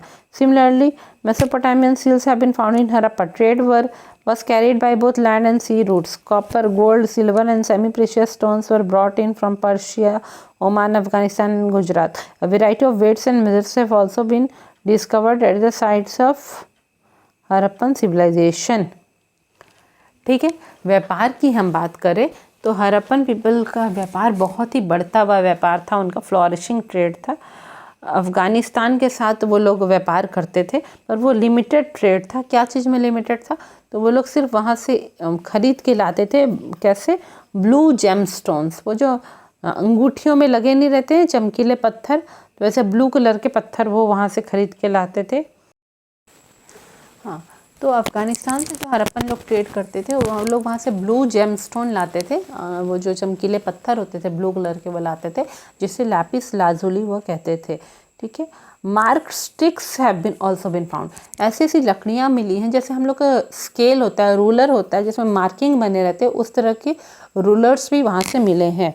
ठीक है, ज़रूर वह कुछ सामान को मेज़र करने के लिए या कपड़ों को मेज़र करने के लिए, कपड़े को लेंथ को मेज़र करने के लिए यूज़ करते होंगे। ठीक है, उस वक्त वो लोगों ने बहुत पहले ही से कॉपर, ब्रॉन्ज, माइनिंग तो लोग सीख ही गए थे। अर्ली मैन ने माइनिंग सीख लिया था, ज़मीन के नीचे से मेटल्स खुदाई करके निकालना। तो उस वक्त वो लोग क्या करते थे, टीन को जो है वो कॉपर के साथ मिक्स करके वो ब्रॉन्ज बनाते थे, जिसे कि वह अफ़गानिस्तान और ईरान से ख़रीद के लाते थे। है ना, कॉपर, टीन के साथ कॉपर मिलकर ब्रॉन्ज बनाया जाता था। वह ब्रॉन्ज के जो यूटेंसिल या जो भी सामान है वो लोग अफ़गानिस्तान और ईरान से लाते थे। गोल्ड कहाँ से लाया जाता था? गोल्ड कर्नाटका से लाया जाता था। कॉपर कहाँ से मिलता था? तो राजस्थान में खेतरी माइंस था, है ना, खादान एरिया जो बोलते हैं, खेतरी माइंस था, और बालूचिस्तान, वो सब जगह से वो लोग लाते थे कॉपर। और जो व्यापार है वो किसके साथ करते थे? मेसोपोटामिया और अफ़गानिस्तान के साथ करते थे। कहाँ पे? लोथल जो है, गुजरात में एक जगह है लोथल, जहाँ पे पोर्ट है, सी पोर्ट है ना, समुद्र के रास्ते शिप आता जाता है, उससे वो लोग, उसी समुद्र के रास्ते से वो लोग व्यापार करते थे मेसोपोटामिया और अफ़गानिस्तान के साथ। ऐसा कैसे पता चलता है? क्योंकि हड़प्पा के जो सील्स हैं वो मेसोपोटामिया में मिलते हैं। बहुत सारे एंशिएंट मेसोपोटामिया की जब खुदाई हो रही थी तो वहाँ से वो हड़प्पा के सील्स मिले हैं। इसी तरह मेसोपोटामिया के सील्स हड़प्पा में भी मिलते हैं। इसका मतलब मेसोपोटामिया के साथ वह व्यापार करते थे। ट्रेड जो है, जो भी व्यापार वो करते थे वो लैंड और सी रूट दोनों से करते थे। ज़मीन के थ्रू भी होके जाते थे और समुद्र के रास्ते भी होके जाते थे। पर्शिया, ओमान, अफ़गानिस्तान और गुजरात, वहाँ से वो लोग बहुत ही अनमोल पत्थर लाते थे, जैसे कि वो लोग कॉपर, गोल्ड और सिल्वर तो लाते ही थे उधर से, साथ ही साथ सेमी प्रीशियस स्टोन, जो थोड़े बहुत अनमोल पत्थर होते, बहुमूल्य पत्थर जो होते हैं, जो कि चमकीले पत्थर अंगूठियों में जो लगाए जाते हैं, वैसे वो लाते थे। कहाँ से? पर्शिया, ओमान, अफ़गानिस्तान और गुजरात से। बहुत सारे वेट्स और मेज़र्स भी मिले हैं। वेट्स और मेज़र्स क्या है कि जब आप दुकान में जाते हैं, तराजू लगी रहती है, एक साइड 1 किलो का एक पत्थर रखा रहता है ना, और दूसरे साइड हम लोग सामान रखते हैं। जब इक्वल हो जाए तो हम लोग जानते हैं कि 1 किलो सामान हमने ख़रीदा है, जो भी आलू हो कि जो हो, वो 1 किलो, 2 किलो, 5 किलो का भी आता है। तो उसी तरह से जो है वो वेट्स और मेजर्स जो हैं, हाँ, तराजू और वो जो पत्थर सब, वो सब भी वहाँ पे हड़प्पन सिविलाइजेशन में बहुत मिला है। अब seals, more than 2000 seals have been discovered in Harappa. They are mostly rectangular and square in shape. They carry short inscriptions with pictures of carved animals on them. They provide a lot of information about the daily life of the people, their religious belief, occupations, customs and trade. ठीक है, 2000 से ज़्यादा seals मिले। Seal क्या थे? मिट्टी के बड़े बड़े रेक्टेंगुलर शेप के वो रहते थे, जिसमें वो खुदाई कर करके हड़प्पन लोग उसमें कुछ फिगर्स बनाते थे, कुछ कुछ लिखा रहता था। तो 2000 से ज़्यादा सील्स जो है वो मिट्टी के बड़े बड़े टैबलेट जैसे वहाँ से मिले हैं खुदाई में। वो सब रेक्टेंगुलर या स्क्वायर शेप के रहते थे। उसमें शॉर्ट इंस्क्रिप्शन रहता था, मतलब कुछ कुछ लिखा हुआ रहता छोटा छोटा, और पिक्चर्स रहते थे। पिक्चर्स ज़्यादातर किसके थे? एनिमल्स के पिक्चर्स बने रहते थे। उससे बहुत पता चलता है, इन्फॉर्मेशन पता चलता है कि हड़प्पन लोग जो है उनका डेली लाइफ कैसा था, उनका रिलीजियस बिलीफ, पूजा पाठ में किस तरीके के उनके विश्वास थे, उनका ऑक्यूपेशन क्या था, वो क्या क्या काम करते थे, उनका कस्टम क्या था, उनके रीति रिवाज क्या थे, यह पता चलता है। वो सील्स, वही सील्स की वो बात कर रहे हैं कि वो मेसोपोटामिया में पाए जाते थे, और मेसोपोटामिया के सील्स जो हैं वो हड़प्पा में भी पाए जाते थे। Art and craft. The Indus Valley people were skilled in the art of mixing copper and tin to form an alloy. Many bronze statues and materials of this period have been found. Figures of animals such as dove and bull were discovered. Ornaments and vessels made of gold, silver and bones were found. The bronze tools and weapons left by the Harappans are considerable. A bronze statue of a dancing gull recovered from Mohenjo-daro is very impressive. Bronzesmiths constituted an important group of artisans in the Harappan society. A piece of woven cotton has been recovered from Mohenjo-daro. Spindle wheels were used for spinning. Weaver wore cloth of wool and cotton. Huge brick structures suggest that brick layering was an important craft. The Harappans were also experts in bread making. The potter's wheel was in full use and they made beautiful pottery which was glossy and shining. Faience. Faience is a material that is produced artificially. A gum is used to shape the sand into an object. The object is then glazed to give it a shiny surface. The colors used are blue or sea green. Faience is used to make beads, bangles, earrings and tiny vessels. ये जो Indus valley के लोग थे, वो लोग को जो है कॉपर को टिन के साथ मिला के एलॉय बनाने में वो पूरे एक्सपर्ट थे। कॉपर क्या है? वो एक तरह का मेटल है। टिन जो है वो भी एक तरह का मेटल है। एलॉय क्या होता है कि जब आप एक से ज़्यादा मेटल को मिक्स करके एक नया तरह का कुछ सब्सटेंस बनाएंगे जो कि बहुत ज़्यादा स्ट्रॉन्ग होगा। अगर इंडिविजुअल कॉपर और टिन को अलग अलग लेंगे तो उतना स्ट्रॉन्ग नहीं होगा। जब मिक्स करके बनाएंगे तो वो जो एलॉय बनेगा वो बहुत ही स्ट्रॉन्ग होगा और वो पूरा होमोजीनियस होगा। मतलब आप उसमें अलग से कॉपर यहाँ है, टिन यहाँ है, ऐसे ढूंढ नहीं सकेंगे। वो पूरा एक जैसा होगा और वो बहुत ही स्ट्रॉन्ग होगा और ड्यूरेबल भी ज़्यादा होगा, मतलब वो ज़्यादा दिन तक टिक पाएगा। तो ये जो है इंडस वैली के सिविलाइजेशन के लोग थे, उन लोग को ये आइडिया था कि कॉपर और टिन को मिक्स करके हम एलॉय बना सकते हैं। ठीक है, अब जो है उस समय, और उसी को वो लोग कहते थे ब्रॉन्ज कहते हैं। ठीक है, कॉपर और टिन को मिक्स करके वो जो एलॉय बना रहे हैं उसे वह ब्रॉन्ज कह रहे हैं। ठीक है, तो जो है वो लोग जो है उस टाइम वो जो एलॉय बनाते थे उससे वो लोग क्या क्या बना रहे थे? ब्रॉन्ज के स्टैचू बनाते थे। हाँ, ठीक है, हड़प्पन सिविलाइजेशन से एक लड़की का स्टैचू मिला है जो कि एक डांसिंग गर्ल है, वो डांस कर रही है। इस टाइप से स्टैचू बनाया गया है। ठीक है, और उस समय का जब आर्कियोलॉजिस्ट लोग खुदाई की तो और भी मटेरियल्स निकले हैं ब्रॉन्ज के बने हुए। ठीक है, और कुछ कुछ एनिमल के भी फिगर निकले हैं, एनिमल के भी मूर्तियाँ निकली हैं। जैसे डव है। डव क्या होता है? वाइट जो पिजन होता है ना, वाइट कबूतर जो होता है उसे डव कहते हैं। तो डव का फिगर निकला है ब्रॉन्ज का बना हुआ। और बुल का, है ना, कैटल का जो मेल होता है, चाहे ऑक्स हो या मेल बफेलो हो, तो उस बुल का भी फिगर निकला है ब्रॉन्ज का बना हुआ। अब जितने भी ऑर्नामेंट्स और वेसल्स होते थे, है ना, जितने भी गहने होते थे और यूटेंसिल वगैरह होते थे, बर्तन वगैरह होते थे, वो किस चीज़ के बने रहते थे?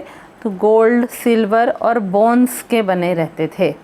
ठीक है, ज़्यादातर ऑर्नामेंट सब गोल्ड, सोना, चांदी और हड्डियों का बना हुआ रहता था। ठीक है, the bronze tools and weapons left by the Harappans are considerable. अब जो है हरप्पन लोग जो है यूज़ करते थे ब्रॉन्ज के औजार, है ना, ब्रॉन्ज के टूल्स यूज़ करते थे लकड़ी काटने के लिए, कुल्हाड़ी हो कि जो हो, ठीक है। और हथियार भी उन्होंने ब्रॉन्ज के बनाए थे, भाला बनाया था और क्या क्या अलग अलग चीज़ें, तलवार वगैरह बनाई होंगी। तो वो लोग जो है वो लोग उसे छोड़ के तो हरप्पन सिविलाइजेशन ख़त्म हो गया, पर जब खुदाई की गई तो वह सब वहाँ से निकला है और वो बहुत ही अच्छा है क्योंकि उसे उन लोगों ने बहुत अच्छे से बनाया है, ठीक है। मोहनजोदारो से जो ब्रॉन्ज स्टैचू मिला है एक डांसिंग गर्ल का, वो भी बहुत इम्प्रेसिव है, वो बहुत अच्छे तरीके से उन लोगों ने बनाया है। इसका मतलब हरप्पन सोसाइटी में जो ब्रॉन्ज स्मिथ्स थे वो इम्पॉर्टेंट ग्रुप थे आर्टिजन्स के। ब्रॉन्ज स्मिथ कौन? जो ब्रॉन्ज के एलॉय से सामान बनाते थे, वो ब्रॉन्ज स्मिथ कहलाते हैं। और आर्टिजन्स जो कि अलग अलग तरह का आर्ट फॉर्म्स बनाते होंगे, है ना, चाहे स्टैचू की ऑर्नामेंट्स वगैरह बनाने वाले लोग होंगे, जो थोड़ा क्राफ्ट इंटरेस्ट वाले लोग होंगे, वो लोग को आर्टिजन्स कहते थे। तो जो है यानी हरप्पन सिविलाइजेशन में आर्टिजन्स बहुत ही इम्पॉर्टेंट थे जो कि ब्रॉन्ज स्मिथ थे, ठीक है। अब है एक टुकड़ा वोवन कॉटन का भी मिला है, यानी कि जो कॉटन है उसको उन लोगों ने कॉटन का थ्रेड बनाया हुआ है और थ्रेड से फिर जो है वो थ्रेड की उन लोगों ने बुनाई की हुई है, ठीक है। इस टाइप का थ्रेड भी मिला है जिसे बुन के उन्होंने फैब्रिक बनाया है, उस टाइप का थ्रेड भी, उस टाइप का कॉटन भी वहाँ से मिला है मोहनजोदारो से। Spindle walls were used for spinning. क्या होता है स्पिनिंग जब हम लोग करते हैं तो हम लोग कॉटन को जो है चरखे में चला चला के धागे में बदलते हैं, है ना, पहले, फिर धागे को बुनाई कर करके हम लोग क्या करते हैं, कपड़ा बनाते हैं। तो जो है स्पिंडल वॉल्स, स्पिंडल क्या होता है एक्चुअली, स्पिंडल अगर बोलेंगे तो वो जो होता है, वो जब स्वेटर हम लोग हाथ से बुनते हैं तो जो स्वेटर बुनने के लिए जो एल्युमिनियम का कांटा हम लोग यूज़ करते हैं, एल्युमिनियम का एक स्टिक यूज़ करते हैं हाथ से बुनाई करते समय स्वेटर की, उसे स्पिंडल कहते हैं। तो इसी तरह का स्पिंडल लगा हुआ इंस्ट्रूमेंट मिला है जिसमें कि जो है वो लोग स्पिनिंग करते थे, कॉटन से कॉटन का धागा बनाते थे, थ्रेड बनाते थे। Weaver wove cloth of wool and cotton, है ना, और जो बुनकर सब थे वो लोग क्या करते थे, कॉटन के धागों को एक दूसरे के साथ एडजस्ट करके कॉटन का फैब्रिक बनाते थे, बड़े बड़े कपड़े बनाते थे और वूल के भी कपड़े बनाते थे, ठीक है, ऊन के भी कपड़े बनाते थे। अब है कि बड़ा बड़ा ब्रिक का स्ट्रक्चर भी वहाँ मिला है, ईंटों को लगा लगा के बहुत बड़ा बड़ा बिल्डिंग जैसा स्ट्रक्चर भी हरप्पन सिविलाइजेशन में मिला है। यानी कि जो ब्रिक लेइंग था वो भी इम्पॉर्टेंट क्राफ्ट था, ईंटों को किस तरह से बिछाना है कि एक अच्छा स्ट्रक्चर बना सके, वो भी एक इम्पॉर्टेंट क्राफ्ट था। हमने हरप्पन सिविलाइजेशन में उन लोगों ने ईंट बनाना भी सीख लिया था उसी समय पे, और ईंटों को बिछा बिछा के अच्छे से स्ट्रक्चर बनाते थे बिल्डिंग्स टाइप के, वो भी उनको आता था, ठीक है। The Harappans were also experts in bead making. The potters, हाँ, जो हरप्पन्स हैं उन्हें मोतियाँ बनानी भी आती थी। देखिए मोतियाँ तो ऐसे नेचुरली हम लोग को समुद्र से मिलती है, हम लोग जानते हैं ना, ऑयस्टर जो सैंड को निकल जाते हैं, बालू को निकल जाते हैं, वो धीरे धीरे हार्ड होके मोती में चेंज होता है, बीड्स में। पर है कि आर्टिफिशियली भी बीड्स बनाया जाता है ना, आर्टिफिशियली भी मोती बनाए जाते हैं। तो ये जो हरप्पन लोग थे उन्हें बीड्स बनाना आता था। अब प्लास्टिक के तो बीड्स उस समय नहीं बनते होंगे, हो सकता है मेटल के बीड्स बनाते होंगे, बोन्स के या मिट्टी के बीड्स बनाते होंगे वो लोग। अब उस समय के लोगों को पॉटरी भी अच्छे से आती थी। पॉटर्स व्हील जो होता है, कुम्हार का जो चाक होता है, वह भी उनके पास था और उसे वो काफ़ी यूज़ करके बहुत ही सुंदर सुंदर पॉटरी उस समय बनती थी। ऐसी पॉटरी जो कि बहुत ही शाइनिंग होती थी, चमकती हुई होती थी और उसके ऊपर सुंदर सुंदर पेंटिंग भी की रहती थी। फेंस एक ऐसा मटेरियल था, उससे भी वो लोग आर्टिफिशियली बनाते थे, खुद से बनाते थे फेंस को, ठीक है। एक तरह का गम यूज़ करते थे, है ना, गोंद जो होता है, एक तरह का गम यूज़ करते थे, उसे सैंड में मिलाते थे, ठीक है, और सैंड से, बालू से वो कोई तरह का ऑब्जेक्ट बनाते थे गम यूज़ कर करके, ठीक है। फिर जो है उस ऑब्जेक्ट को ग्लेज किया जाता था, यानी उसके ऊपर एक तरह का पेंट लगाया जाता था ताकि वो चमकता हुआ दिखाई दे, शाइनी सरफेस हो।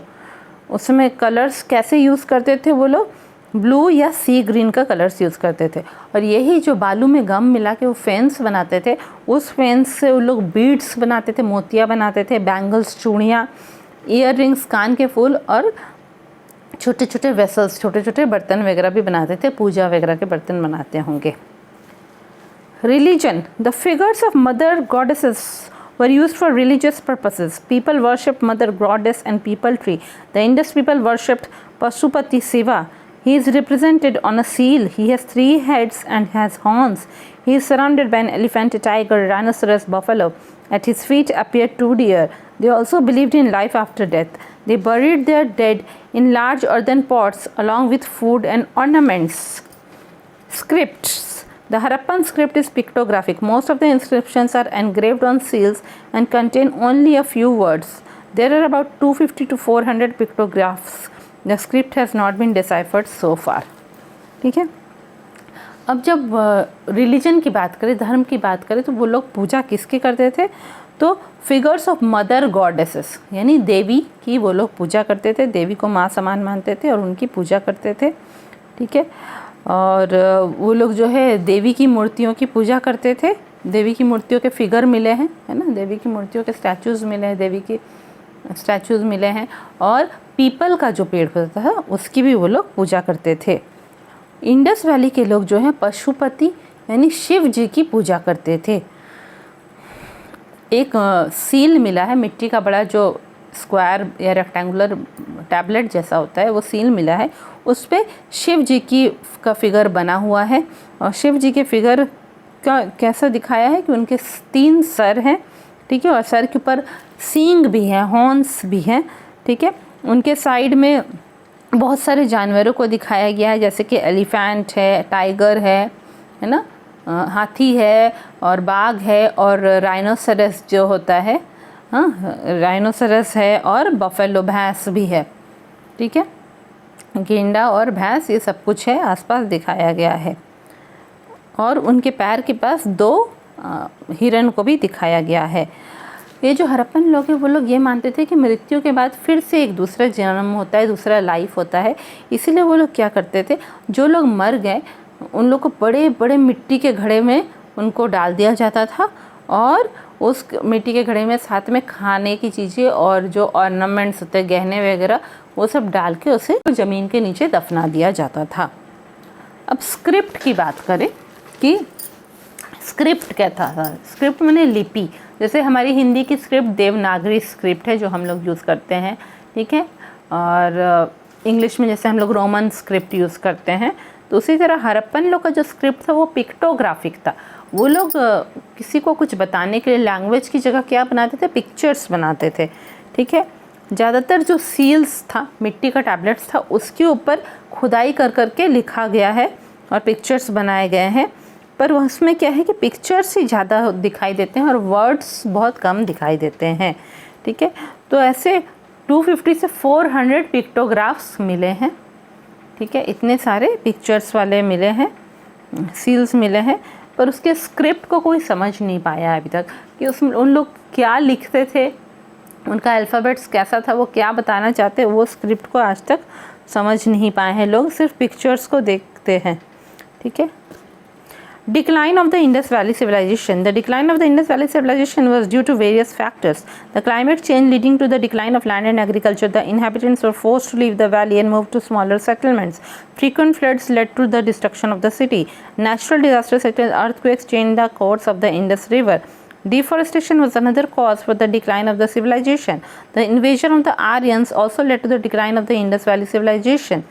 Decreasing fertility on account of the increasing salinity of the soil caused by the expansion of the neighboring desert also led to its downfall. ठीक है, अब जो है इंडस वैली सिविलाइजेशन, सिंधु घाटी की सभ्यता आखिर डिक्लाइन कैसे कर गई, उसका एंड कैसे आ गया।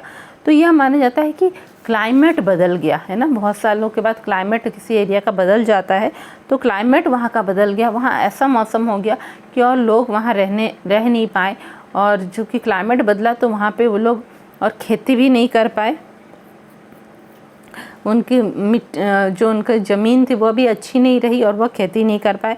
इसलिए जो वहाँ के रहने वाले इनहैबिटेंट्स थे, वहाँ के जो निवासी थे, उन लोग को फोर्स्ड हो गए कि अब हम लोग को ये जगह छोड़नी पड़ेगी। उनको ज़बरदस्ती वो जगह छोड़ के दूसरे जगह में जाना पड़ा जहाँ वो छोटी छोटी कॉलोनियों में रहते थे। ठीक है, स्मॉलर सेटलमेंट्स में। ये तो बड़ी सिटी थी, बहुत सारे लोग रहते थे, उसके बाद वो लोग छोटी छोटी कॉलोनियों में रहते थे।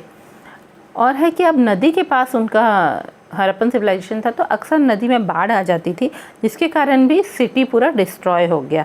ठीक है, फिर हो सकता है कि नेचुरल डिज़ास्टर आया, किसी तरह की प्राकृतिक आपदा आई, जैसे कि भूमिकंप हुआ, अर्थक्वेक हुआ, ठीक है ना, भूकंप जैसे बोलते हैं, हो सकता है उसके कारण जो है इंडस रिवर जो है उसने अपना रास्ता बदल लिया, वो दूसरी तरफ रास्ते से बहने लगी और लोगों को वह जगह छोड़नी पड़ी क्योंकि उनके पास अब पानी अवेलेबल नहीं था। डिफॉरेस्टेशन भी एक कारण हो सकता है कि लोगों ने बहुत सारे पेड़ काट दिए और वहाँ पे खेती शुरू की, तो उसके कारण भी हो सकता है मौसम बदल गया या नदी ने अपना रास्ता बदल दिया या फ्लड्स आए, वो भी एक कारण हो सकता था। ये भी हो सकता है कि सेंट्रल एशिया से कुछ लोग आए थे, आर्यंस लोग आए थे, और उन लोगों ने ये हड़प्पन लोगों के ऊपर अटैक किया और उनका सब कुछ वो लूट के ले गए। ये भी हो सकता है इन्वेजन ऑफ द आर्यंस, मतलब कि आर्यंस ने अटैक करके सब कुछ लूट लिया। फिर ये भी हो सकता है decreasing fertility on account of increasing salinity of the soil cost. क्या है कि जहाँ पे इंडस वैली सिविलाइजेशन था वहाँ से कुछ दूरी पे डेजर्ट था, ठीक है, तो धीरे धीरे क्या है कि डेजर्ट ना अपना दायरा बढ़ाता जा रहा था, डेजर्ट की एरिया बढ़ती जा रही थी, जिसके कारण जो है मिट्टी में नमक ज़्यादा होता जा रहा था, है ना, मिट्टी ज़्यादा नमकीन होती जा रही थी और मिट्टी की उपजाऊ शक्ति ख़त्म होने लगी थी, जिसके कारण जो है वो डेजर्ट जो है अपना एक्सपैंड अपने आप को करता जा रहा था। धीरे धीरे वो वहाँ तक आ गया, हड़प्पा सिटी तक आ गया और सारे लैंड को डेजर्ट में बदलने लगा। ठीक है, तो ये सब कारण हो सकते हैं कि हड़प्पन सिविलाइजेशन या इंडस वैली सिविलाइजेशन डिक्लाइन कर गया। Harappan cities in Gujarat, Dholavira. Dholavira lies in the Khadir island of Kutch. It is locally known as Kotada. It is one of the two longest settlements in India and the fourth or fifth largest in the subcontinent. Dholavira is different from other Harappan cities in that all it is divided into three distinct complexes: an acropolis, middle town, and lower town. A lot of pre-planning seems to have been put in the designing and construction of the acropolis. It is one of the most impressive complexes in the city. A variety of funeral structures have also been found. They throw light on the social religious beliefs of the Indus people of Dholavira. अब है कि गुजरात में जो Harappan civilisation के जो शहर थे उनमें कौन कौन से हैं, तो एक है धोलावीरा। देखिए गुजरात में कच्छ एक जगह है, हम लोग जानते हैं ना, तो रन ऑफ कच्छ जो है एक जगह है वहाँ पे, तो कच्छ के पास जो है खादिर आइलैंड है। गुजरात के बगल में अरेबियन सी है, तो वहाँ पे एक टापू है जो कि खादिर आइलैंड है, जिसकी कोटाडा भी बोलते हैं। तो वहीं पे ये धोलावीरा शहर था जहाँ पे हड़प्पन सिविलाइजेशन चल रहा था। तो इंडिया में जितने भी ऐसे कॉलोनी पाए गए हैं इंडस वैली सिविलाइजेशन के, उनमें से ये दो बहुत ही लंबे लंबे एरिया पाए गए हैं जहाँ पे हड़प्पन सिविलाइजेशन काम कर रहा था। तो उनमें से एक ये है, धोलावीरा है, ठीक है। और पूरे इंडिया में जितने पाए गए हैं उनमें से ये फोर्थ या फिफ्थ लार्जेस्ट है, ठीक है। बहुत बड़े बड़े सेटलमेंट पाए गए हैं, लंबाई में तो ये सेकंड है और बड़ा बहुत बड़ा अगर कहेंगे तो ये फोर्थ या फिफ्थ प्लेस पे आता है पूरे इंडिया में, ठीक है। पूरे इंडिया का सब कॉन्टिनेंट कहा जा रहा है, मतलब कि सदर्न एशिया की बात की जा रही है, उसमें ये सबसे फोर्थ या फिफ्थ प्लेस में सबसे बड़ा है। अब है कि ये जो धोलावीरा है उसको तीन अलग अलग कॉम्प्लेक्सेस में डिवाइड किया गया, तीन अलग अलग पार्ट्स में डिवाइड किया गया। एक है एक्रोपोलिस है, एक मिडिल टाउन है और एक लोअर टाउन है, ठीक है। अब है कि बहुत प्लानिंग करके लगता है, वो उसकी जो खुदाई की गई है तो देख के लगता है कि बहुत प्लानिंग करके उस एक्रोपोलिस को बनाया गया है, बहुत प्लानिंग किया गया है उसके डिज़ाइन में, उसके कंस्ट्रक्शन में, एक्रोपोलिस को बनाने के लिए, ठीक है। और जो है और वो बहुत ही इम्प्रेसिव कॉम्प्लेक्स है उस सिटी का, मैंने उसको देख के आपको इतना अच्छा लगेगा कि कितने अच्छे तरीके से उस वक्त भी बनाया गया था। और उसके अलावा और क्या है, एक मिडिल टाउन है और एक लोअर टाउन है। जैसा हम लोग जानते हैं ऊंचाई पे एक रहता है जो एक्रोपोलिस, एक जो थोड़े नीचाई पे रहता है मिडिल टाउन, और जो सबसे नीचे लेवल पे रहता है वो लोअर टाउन है, ठीक है। अब बहुत सारे जो हैं ये भी पाए गए हैं फ्यूनरल स्ट्रक्चर्स, यानी कि जहाँ पे डेड बॉडीज़ को दफनाया जाता है या जलाया जाता होगा, ऐसे बहुत सारी जगहें मिली हैं हड़प्पन सिविलाइजेशन में। इससे पता चलता है कि धोलावीरा के लोगों के सामाजिक और धार्मिक विश्वास क्या क्या थे, ठीक है। वो किस तरह से सोचते थे, कैसे क्या होना चाहिए, लाइफ कैसा होना चाहिए, कैसे डेड बॉडी को दफनाना चाहिए, वो सब उनका विश्वास कैसा था, इससे पता चलता है। Lothal, Lothal is a Gujarati word meaning place of the dead. Lothal was essentially a cultural site. The Harappans were attracted to Lothal not only for its dockyard but also for its bead making industry. The city was divided into two parts, a citadel and a lower town. The citadel included baths, underground drains, and a well for drinking water. The lower town was subdivided into two parts, the commercial sector and the residential sector. Lothal enjoyed a lot of prosperity owing to foreign trade. It produced chisels, spearheads, fish hooks, and ornaments which were supplied all over the western province. ठीक है।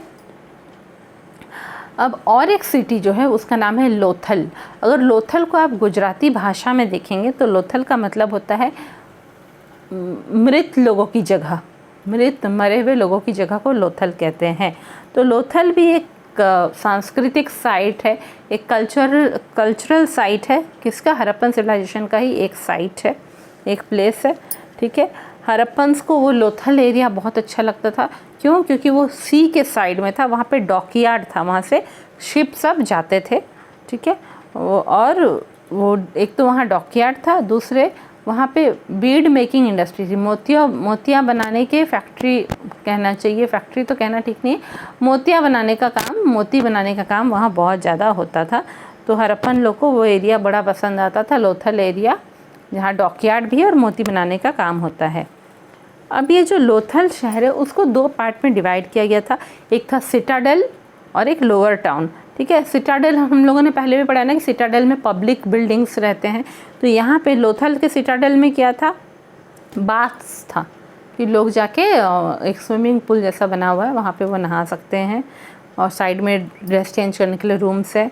Underground drains है, ऐसे drains बनाए गए हैं जो ज़मीन के नीचे से जाते हैं और ऊपर से पूरे ढके हुए हैं, आपको पता भी नहीं चलेगा इसके नीचे से ड्रेन्स जा रहे हैं, है ना।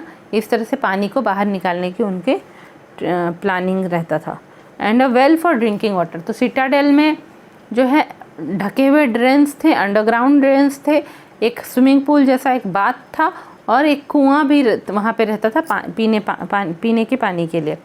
और जो नीचे वाला जो टाउन था, लोअर टाउन था, ठीक है। फिर उसको दो पार्ट में डिवाइड किया गया था, एक कमर्शियल पार्ट और एक रेसिडेंशियल पार्ट। तो जो कमर्शियल सेक्टर था उसमें लगता है बाज़ार वगैरह लगता होगा, मार्केट लगता होगा, और रेसिडेंशियल सेक्टर में लोग रहते थे। लोथल में बहुत ही प्रॉस्पेरिटी था, मतलब बहुत ही समृद्ध शहर था, वेल्दी शहर था। क्यों, क्योंकि उसके साइड में डॉकयार्ड था जहाँ से शिप सब जाते थे दूसरे कंट्री में व्यापार करने के लिए, और वहाँ पे फॉरेन के भी सामान आते थे, तो इस तरह फॉरेन का ट्रेड चलता था, है ना, विदेशी व्यापार वहीं से चलता था लोथल से। तो लोथल बहुत ही समृद्ध शहर था, ठीक है। वहाँ पे लोग क्या बनाते थे, चीज़ल्स बनाते थे, है ना, एक तरह की ये जो है खेतों में काम करने के लिए ऐसे काटने वाली जो चीज़ होती है, इस टाइप की चीज़ल्स, स्पीयर हेड्स, भाले का जो सामने वाला नोकीला पोर्शन होता है वो, फिश हुक्स, मछली पकड़ने के कांटे में जो हुक लगाया जाता है, और ऑर्नामेंट्स, ज्वेलरी, ये सब चीज़ें वहाँ लोथल में बनाई जाती थी। और उसको जो है वहाँ से जो वेस्टर्न एरिया के जितने भी सिटीज़ हैं वहाँ पे उनको दिया जाता था, सप्लाई किया जाता था।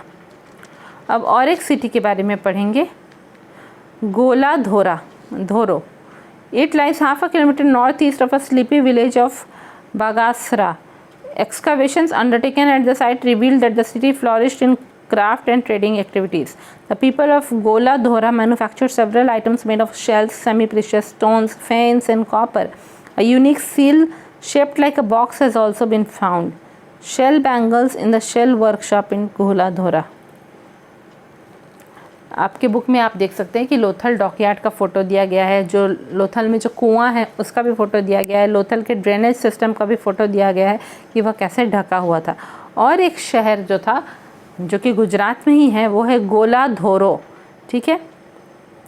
एक स्लीपी विलेज है, एक गांव है बागासरा, हाँ, उसके नॉर्थ ईस्ट साइड में। स्लीपी विलेज इसलिए बोल रहा है क्योंकि वहाँ ज़्यादा एक्टिव लोग नहीं रहते थे, तो उसके नॉर्थ ईस्ट साइड में से आधे किलोमीटर और दूर जाएंगे तो वो शहर है गोलाधोरा। ठीक है, जब वहाँ की खुदाई की गई, एक्सकवेशन किया गया उस शहर में, तो वहाँ के साइड के नीचे से क्या निकला कि उस सिटी में बहुत ही क्राफ्ट और ट्रेडिंग एक्टिविटीज़ होता था, है ना। वहाँ बहुत अच्छे अच्छे क्राफ्ट्समैन थे जो अच्छी अच्छी चीज़ें बनाते थे, डेकोरेशन की यूज़ की आर्टिकल्स बनाते थे, और व्यापार भी वहाँ पे बहुत होता था गोलाधोरा में। जो लोग थे गोलाधोरा के, वह क्या सामान बनाते थे, बहुत सारे सामान बनाते थे शेल्स के बने हुए, मतलब कि ये जो समुद्र के किनारे जो शीप मिलते हैं, शीप के बने हुए सामान बनाते थे। सेमी प्रीशियस स्टोन्स, जो स्टोन्स थोड़े बहुमूल्य स्टोन्स होते हैं, है ना, उनके भी सामान वो बनाते थे। फेंस तो मैंने आपको पहले ही बताया, सैंड के साथ गम मिला के वो कुछ कुछ स्ट्रक्चर बनाते थे। और कॉपर, ये सारी चीज़ों की जो है वहाँ के लोग, क्राफ्ट्समैन लोग अच्छे अच्छे आर्टिकल्स बनाते थे, आइदर डेकोरेशन के लिए या यूज़ के लिए। ठीक है, copper, fence, semi precious stones और शेल्स की। एक अलग टाइप का सील भी गोलाधोरा में मिला है, गोलाधोरों में। वो सील जो है वो बॉक्स के जैसा शेप का है। ठीक है, बॉक्स के जैसा शेप का है, और वो वहाँ पाया गया, उसे खोल के अंदर देख सकते हैं, इस टाइप का वो पाया गया है गोलाधोरा में। Rakhigiri is a village in Hisar district of Haryana. It lies on the Chautang River. In 1963, archaeologists discovered the site as part of Indus Valley civilization. Evidence has been found of paved roads, a drainage system, a large rainwater storage system, terracotta, brick and statue production, and metal working in both bronze and precious metals. Jewelry including bangles of terracotta, shells, gold and semi-precious stones have also been found. The site is spread over 224 hectares. The lanes have a width of 1.8 cm as that of Kalibangan. The pottery is similar to Kalibangan and Banavali. Sacrificial pits and fire altars have been found. In size and location, Rakhigiri matches Harappa and Mohenjo-daro at every level. 3 layers of early, mature and late phases of Indus Valley civilization have been found. It indicates that Rakhigiri witnessed all the 3 phases. अब जो और एक शहर है जिसका नाम है राखीगिरी, जो कि हरियाणा में पाया गया। हरियाणा के किस डिस्ट्रिक्ट में? हिसार डिस्ट्रिक्ट में पाया गया है। वो किस नदी के साइड में है? वो छाउतांग नदी वहाँ पे है, वहाँ पाया गया। 1963 में जब आर्कियोलॉजिस्ट ने वहाँ पे खुदाई की, तब उन्हें पता चला कि वो भी एक इंडस वैली सिविलाइजेशन का ही एक शहर है।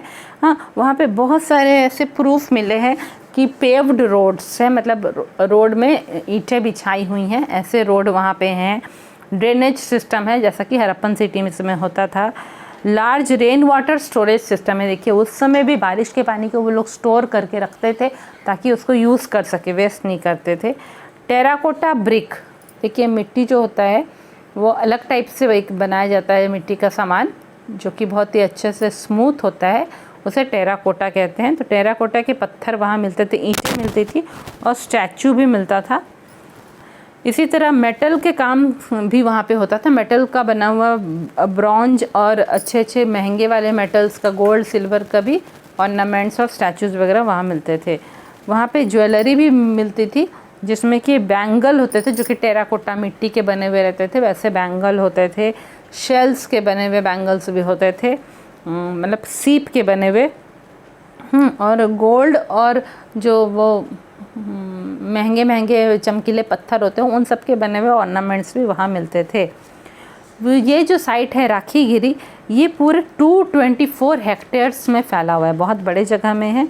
वहाँ पे भी गलियाँ हैं, लेन्स बनाई हुई हैं, जो कितनी चौड़ी है? 1.8 मीटर है, जैसे कि कालीबंगान। एक और जो साइट था उसका नाम क्या था? कालीबंगान था, हरप्पन साइट। तो वहाँ पे भी जो गलियाँ थी, लेंस जो है वो 1.8 मीटर वाइड थी, जैसे कि यहाँ राखीगिरी में थी। और यहाँ की जो पॉटरी थी, मिट्टी के बर्तन वगैरह थे, वो कालीबंगान और बनावली, जो बाकी 2 हरप्पन साइट है, वहाँ की जो पॉटरी है उसी के जैसे यहाँ के भी मिट्टी के घड़े वगैरह थे। सैक्रिफाइसल पिट्स, जहाँ पे कि बलिदान दिया जाता है, चाहे जानवरों की बलि दी जाती थी कि जो भी सैक्रिफाइसल, वैसे गड्ढे भी मिले हैं यहाँ पे, बलि देने के लिए गड्ढे। और फायर ऑल्टार्स, मतलब जिस जगह पे आग जला के लोग आसपास बैठेंगे, ऐसी भी जगहें मिली हैं। तो जितना साइज़ और जहाँ लोकेटेड है राखीगिरी, हाँ, वो सब बिल्कुल मोहनजोदारो और हड़प्पा सिटीज़ को मैच करता है। उसके भी साइज़ ऐसे थे, ऐसे लोकेशन था नदी के साइड वैसे ही। और इंडस वैली सिविलाइजेशन का 3 लेयर्स, 3 फेजेस वहाँ पे दिखाई देता है, first phase, second phase, third phase. उस हिसाब से वहाँ पे मटेरियल्स मिले हैं खुदाई में। इसका मतलब है कि राखीगिरी में तीनों फेज जो थे इंडस वैली सिविलाइजेशन के, वो तीनों वहाँ पे हुए होंगे। राखीगिरी उसका प्रमाण है कि वहाँ पे तीनों फेजेस हुए होंगे। Early, mature and late phases of Indus valley civilisation हुआ होगा। ठीक है, तो इस तरह आपका ये चैप्टर ख़त्म हो गया। चैप्टर बहुत ही इंटरेस्टिंग है और आप लोग को अच्छा भी लगा होगा। हड़प्पन सिविलाइजेशन के बारे में पढ़ने में सबको ही बहुत अच्छा लगता है। अब जल्दी हम लोग नए चैप्टर में फिर से मिलेंगे। ठीक है, नया ये हम लोग का जो हम लोगों ने किया, ये 4th चैप्टर था। फिर उसके बाद हम लोग नेक्स्ट चैप्टर में मिलेंगे। तब तक के लिए थैंक यू।